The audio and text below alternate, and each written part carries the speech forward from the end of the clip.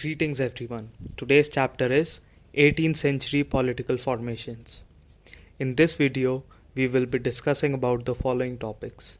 First, the crisis of the empire and the later Mughals. Second, emergence of new states. Third, the old Mughal provinces of Hyderabad, Awadh and Bengal. Fourth, the Watan jagirs of the Rajputs. And fifth, seizing independence of the Sikhs, the Marathas, and the Jats. The crisis of the empire and later Mughals. The Mughal Empire reached the height of its success and started facing a variety of crises towards the closing years of the 17th century. They were caused by a number of factors like Emperor Aurangzeb had depleted the military and financial resources of his empire by fighting a long war in the Deccan. Under his successors, the efficiency of the imperial administration broke down. It became increasingly difficult for the later Mughals to keep a check on their powerful mansabdars. Nobles appointed as governors often controlled the offices of revenue and military administration as well. This gave them extraordinary political, economic, and military powers over vast regions of the Mughal Empire. Thus, the Mughal emperors after Aurangzeb were unable to arrest the gradual shifting of political and economic authority into the hands of provincial governors, local chieftains, and other groups. The empire was further weakened by competition amongst different groups of nobles. They were divided into two major groups or factions, the Iranis and Turanis, nobles of Turkish descent. For a long time, the later Mughal emperors were puppets in the hands of either one or the other of these two powerful groups. Peasant and zamindari rebellions in many parts of northern and western India added to these problems. Nadir Shah also sacked and plundered the city of Delhi in 1739 and took away immense amounts of wealth. This invasion was followed by a series of plundering raids by the Afghan ruler Ahmad Shah Abdali, who invaded North India 5 times between 1748 and 1761. Emergence of new states. With the decline in the authority of the Mughal emperors, the governors of large provinces, subedars, and the great zamindars consolidated their authority in different parts of the subcontinent. Through the 18th century, the Mughal Empire gradually fragmented into a number of independent regional states. States of the 18th century can be divided into three overlapping groups. First, states that were old Mughal provinces like Awadh, Bengal, and Hyderabad. Although extremely powerful and quite independent, the rulers of these states did not break their formal ties with the Mughal emperor. Second, states that had enjoyed considerable independence under the Mughals as Watan jagirs. These included several Rajput principalities. And third, the last group included states under the control of Marathas, Sikhs, and other like the Jats. About the old Mughal provinces. Amongst the states that were carved out of the old Mughal provinces in the 18th century, three stand out very prominently. These were Awadh, Bengal, and Hyderabad. All three states were founded by members of the high Mughal nobility who had been governors of large provinces like Sadat Khan of Awadh, Murshid Quli Khan of Bengal, and Asafja of Hyderabad. The Mughal province of Hyderabad. Nizam-ul-Mulk Asafja, the founder of the Hyderabad state, was one of the most powerful members at the court of the Mughal emperor Farrukh Siyar. He was entrusted first with the governorship of Awadh and later given charge of the Deccan. Taking subsequent advantage of the turmoil in the Deccan and the competition amongst the court nobility, he gathered power in his hands and became the actual ruler of that region. Although he was still a servant of the Mughal emperor, he ruled quite independently, without seeking any direction from Delhi or facing any interference. The Mughal emperor merely confirmed the decisions already taken by the Nizam ul Mulk Asafja, the Mughal province of Awadh. Burhan ul Mulk Sadat Khan was appointed Subedar of Awadh in 1722 and founded a state which was one of the most important to emerge out of the breakup of the Mughal Empire. Awadh was a prosperous region, controlling the rich alluvial Ganga plain and the main trade route between North India and Bengal. Burhan ul Mulk was responsible for managing the political, financial, and military affairs of the province of Awadh. He tried to decrease Mughal influence in the Awadh area by reducing the number of office holders appointed by the Mughals. He also reduced the size of jagirs and appointed his own loyal servants to vacant positions. The state depended on local bankers and mahajans for loans. It sold the right to collect tax to the highest bidders. These revenue farmers agreed to pay the state a fixed sum of money. These developments allowed new social groups like moneylenders and bankers to influence the management of the state's revenue system, something which had not occurred in the past. The Mughal province of Bengal. Bengal gradually broke away from Mughal control under Murshid Quli Khan, who was appointed as the Naib, deputy to the governor of the province.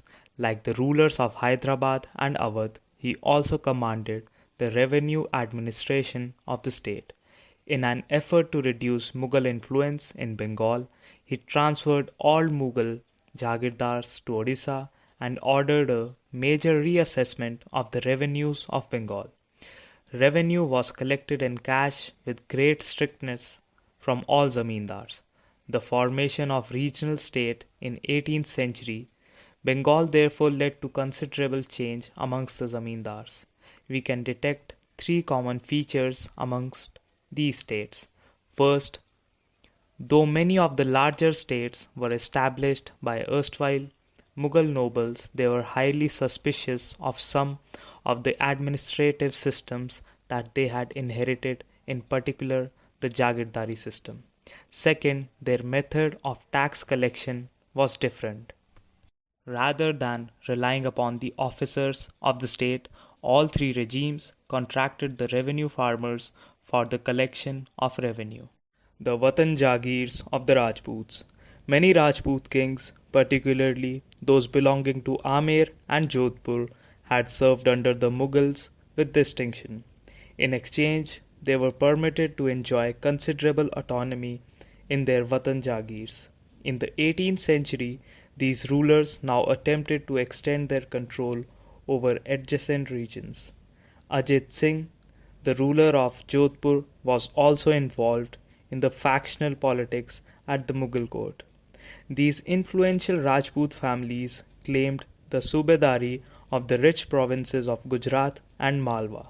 Raja Ajit Singh of Jodhpur held the governorship of Gujarat, and Savai Raja Jai Singh of Amer was governor of Malwa. These offices were renewed by Emperor Jahandar Shah in 1713. They also tried to extend their territories by seizing portions of imperial territories neighboring their watans. Nagaur was conquered and annexed to the house of Jodhpur, while Amer seized large portions of Bandi. Savai Raja Jai Singh founded his new capital at Jaipur and was given the Subedari of Agra in 1722. Seizing independence. The Sikhs. The organization of the Sikhs into a political community during the 17th century helped in regional state building in the Punjab.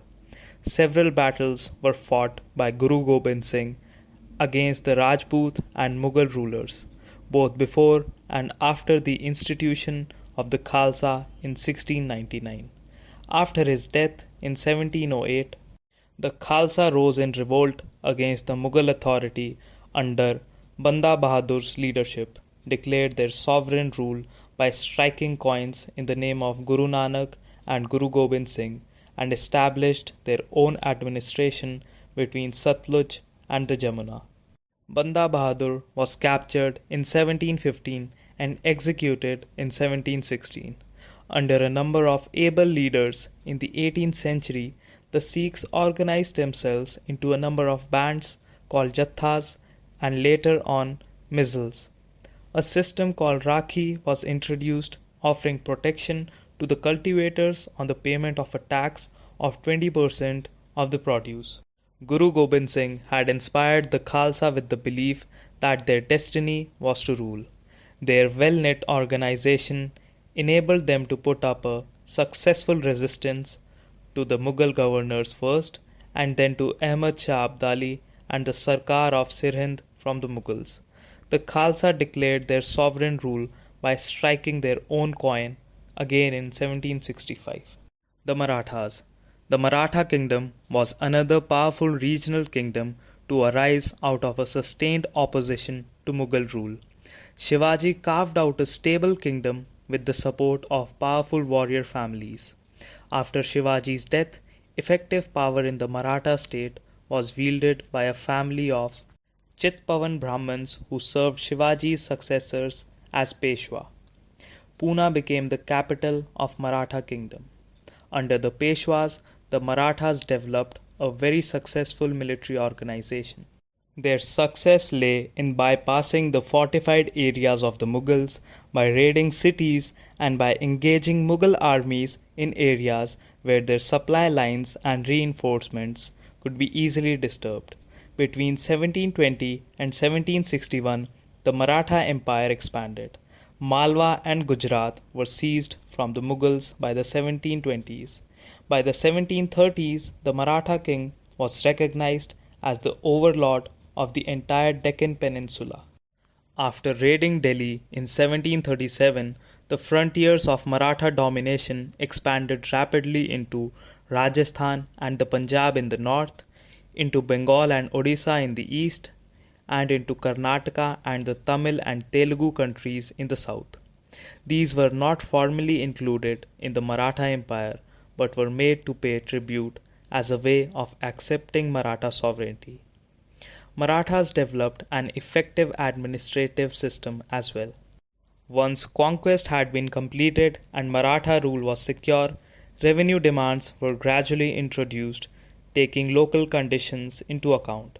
Agriculture was encouraged and trade revived. By all accounts, these cities were large and prosperous and functioned as important commercial and cultural centers. The Jats. Jats consolidated their power during the late 17th and 18th centuries. Under their leader, Chudaman, they acquired control over territories situated to the west of the city of Delhi, and by the 1680s, they had begun dominating the region between the two imperial cities of Delhi and Agra. The Jats were prosperous agriculturists, and towns like Panipat and Ballabgarh became important trading centers in the areas dominated by them. Under Surajmal, the kingdom of Bharatpur emerged as a strong state. When Nadir Shah sacked Delhi in 1739, many of the city's notables took refuge there. While the Bharatpur fort was built in a fairly traditional style, at Dig, the Jats built an elaborate garden palace combining styles seen at Amer and Agra. Its buildings were modeled on architectural forms first associated with royalty under Shah Jahan. Thank you everyone. I hope you have a great time ahead.